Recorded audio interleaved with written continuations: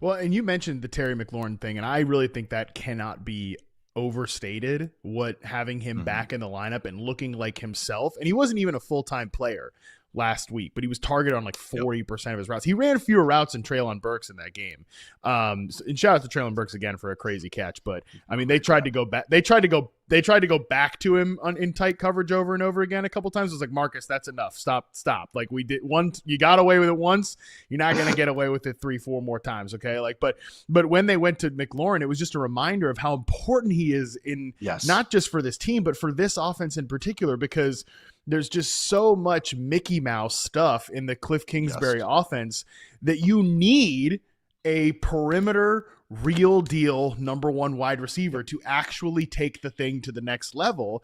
And you just felt his absence in games here, because even if Debo's given them a nice season, it's just it's not the same. They've used him as like a slot only player, and this has been on my radar for months and months, that they did nothing at the outside receiver position. We still get the Noah Brown updates, like enough already, but we still get the Noah Brown updates because on my radar. So it's been on my radar forever. And yeah, thank you. I'm glad somebody's thinking. I decided to not tweet about it, but yeah, with McLaurin, it's just, he really brings a different element to the offense. And it's definitely interesting. Like this matchup against Minnesota this week, typically it's not the type that he would thrive against, because he really does, when they get into single high, they just smoke McLaurin targets over and over again, because he's one-on-one in those situations. And Brian Flores plays so much of those like too high coverage shells. But even still, like on the quick hitters and the stop routes, he still should be able to find some space there. So I do really this might be a tough one here this week against Minnesota, I think, with Marcus Mariota and these guys. But nevertheless, I actually do think the other three matchups here for the rest of the fantasy season, week 15, week 16, week 17, that's when you're really going to feel having McLaurin back out there. Like in a league where I'm competing I think I'm like 4th place right now.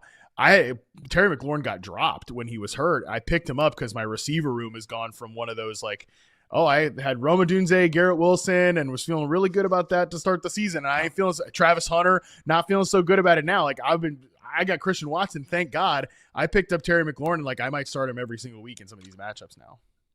At least week 15 and 17 are prime for it. We'll talk some Cowboys stuff once we talk about that Thursday night football game, but it's like, especially outside targets, it's the vertical element that you, like you said the Mickey Mouse stuff. I think it's joking, but serious, where they attack underneath so much. The run game's good, but then so many screens, so many receiver screens that I think that just to win a go ball, like you need it. Like that's the thing that struggles with this offense. There is some tightness to it, especially over the middle. I don't think the safeties are threatened constantly enough, but I do think when you have Terry out there, you can still get some vertical explosive play elements to it.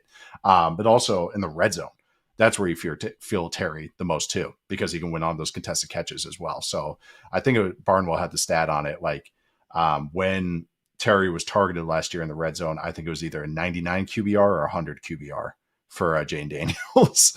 So just a perfect QBR whenever he got targeted in the red zone. So like, that's where you feel him too. Just kind of, it pushes the offense over the top, like a receiver should. Like he's the cherry on top to the offense. So. All right, I'll get into mine here. Houston Texans, we talked about them yesterday as a spoiler. Potentially, or at least they're going to make the AFC playoff race really interesting. Not even just a spoiler, like they might well get into the dance. But I did want to kind of expand on the offense here a little bit and why I think they might be a hidden source of some real fantasy value right now. I mean, number one, the schedule down the stretch, it's not like anything, oh my God, they're just got a bunch of pushovers, but they got the Chiefs this week. I actually think with the way they're playing offense right now and some of the way that they're using quick game, I think that like that's actually a pretty good matchup for them for what the Chiefs kind of struggle with defensively. Week 15 and 16, I mean, Cardinals, Raiders, those are going to be a bad defense in the Raiders that you can get over with from a receiver perspective. And in the passing, I think the Cardinals, I'm really interested to see what Jacoby Brissett looks like in the pocket against that Texans defense. That could be troubling. But still, the Cardinals are 3rd in neutral pass rate since Jacoby Brissett took over. Like they are just throwing the hell out of the football and increasing like the script and the pace of all of these games that they're in. So that I think will benefit the Houston Texans offensively. So again, there's a lot I think hear from just a schedule perspective. But Nate, again, we kind of touched on this yesterday. I wanted to hear kind of some of your expanded thoughts on it. I think during the Davis Mills sort of moment, it felt like they also kind of came to terms with who they are offensively. They're not this like physical bully ball team, and they started to get like Jaden Higgins more involved in the ways and the deployment that I kind of wanted to see from him. Not as a pure slot. He's too big to be a pure, and too stiff, honestly, I think, to be a pure slot, but he's got like the smoothness to him to be an off-ball receiver when he builds up speed. That, I think, is how they've really expressed some of his best stuff, and a bunch of his touchdowns have actually come when lined up as a slot receiver.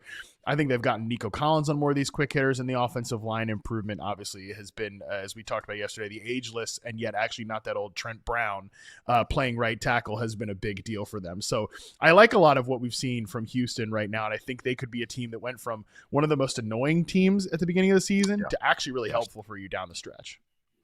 I feel like they're perfectly average now, and I mean that as the biggest compliment ever, because I thought they were a train wreck for a good month or two of the season. We talked about this yesterday, but I'll reiterate the stats here. Since they've reconfigured their offensive line, so this is when Davis Mills took over, of course. That's just how the timing happens sometimes, and then including this last game with C.J. Stroud. And I do think my aside is that I think C.J. Stroud played. He was shaky to start, had a couple sprays, had a couple of too aggressive moments. Yeah. But I would say for 3 quarters played real well, especially on third down. Mm-hmm. Made me really excited of this. I'm glad you brought up the Texans. I was hoping that we would talk about them in some way because, one, I'm trying to just figure out that division race, but I just feel so good about this team because of the defense. But now the offense being viable is so huge. But since they made these changes where Trent Brown's our right tackle and they kind of just slotted everybody else where they should, where they're now final resting spots, I guess. So that's week 10, the last 4 games, 15th in success rate, 15th in EPA per play, 7th in rushing success rate. Their passing game, because Stroud's actually been real good against the blitz, which makes this really interesting going against Spags this week in the Chiefs. But I do think that we talked about it yesterday. It's just, it feels like deja vu, but it's more quick hitters. It's more Stroud they're spreading and shredding. They're letting Stroud kind of be that pristine operator that like I think he can be when he's really rolling. And because they have the receiving talent to do it, and the offensive line is just okay enough, especially with Woody Marks in there too at running back. Like they just have enough to let it kind of like you can see the offense breathing a little bit.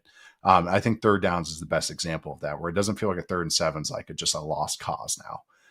And it feels like they're getting unless they're in long situations. It's it's a better ecosystem. I know we use that term all the time, but it's properly applies here. Like really does for the Texans, where everybody's just breathing and doing everything's just slotted into the right roles. Everybody's asked to do the right things. And now they have depth, tight end, receiver, running back, O-line a little bit. I don't know. It's just feeling a much better overall in real football terms, but also just fantasy as well, just because this is more viable because the offensive line is more viable. Yeah, and they have the big rotation at wide receiver that, typically it's like, what are we doing here? Why are we rotating all of our guys? But they're rotating the number 2, the number 3, and the number 4 spot as opposed to also rotating the 1. It's just like, yeah, the Bills rotating all these guys. That's like, what are we doing here? The Packers sometimes rotating all the guys. What are we doing here?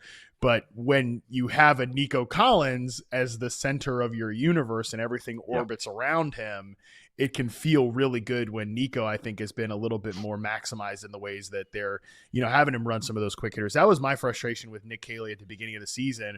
That's the thing. I don't think they accepted it. I don't think they knew, but you don't have a good offensive line. You don't really have a good buttoned up protection plan yet, because your quarterback is handling that stuff for the first time of his career, as we heard and talked about all offseason. And yet you're having your number 1 X receiver run all these big downfield, long developing routes. And then your number 2 and 3 receivers is like Braxton Berrios and Xavier Hutchinson, which they're role players. You don't have a guy like Jaden Higgins who can unlock pretty quickly and smoothly on some of those stop routes when it's a pressure look. Yeah. And Stroud can identify that. That I think has been what Higgins has been best at, and like a pleasant surprise to me is I think he runs those quick stop routes pretty well, and it's just an outlet throw there. So again, I think they've just come to terms with who they are, and Collins in particular can be one of those guys that started really slow and people are complaining about him and blah, blah, blah. And then I think he's still a top 10 receiver in points per game, but like I think he could end up finishing the season as a top 5 guy the rest of the way with the way the offense looks right now. Like you said, it's just everybody. every offensive or not every play for them in like high leverage situations, like third down, everything. Nico Collins is technically the primary. Like if you just had to draw it up, he's the one. But depending on coverage, things change. Who ends up being the one and everything, but and how progressions work. But it is. I just love that how you put it. It's like no, he is definitely the alpha still. But it's so cool how they're using Higgins. I'm still higher on Noel. Like I should say higher. I was higher on Noel in the draft process, but I'm seeing kind of like how they're using Higgins. I really like it.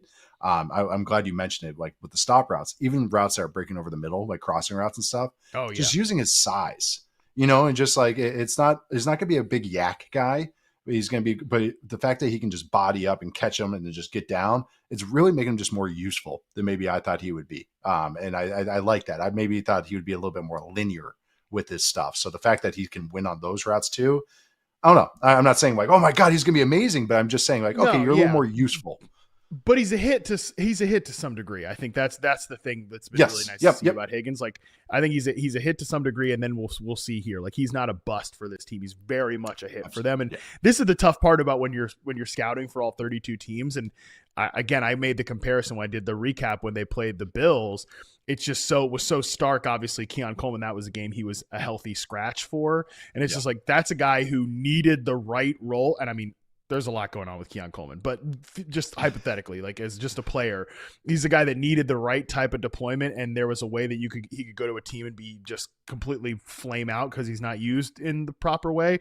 And we saw that happen again, amongst many things in Buffalo. And then a guy like Higgins, I think had the same sort of worries. Like had he gone to a team where he has to be the number one X receiver in a team over like that, he could have flamed out in that way too. But I mean, I even said this as a guy that we both were a little bit lower on Higgins than maybe guys like Noel and some of the others. But I think we said on draft night, like as soon as he goes to the Texans, oh, well, he's never going to have to play a snap at a significant amount of snap at X receiver because they got this guy that we're showing on the screen right now, Nico Collins. So yeah, I don't know if Higgins is ever going to be like at least as a rookie, an every week consistent fantasy starter, but I think he helps the offense just move the ball here for guys like Stroud and playing Woody Marks at running back and everything. I think that's been a big sort of boost there.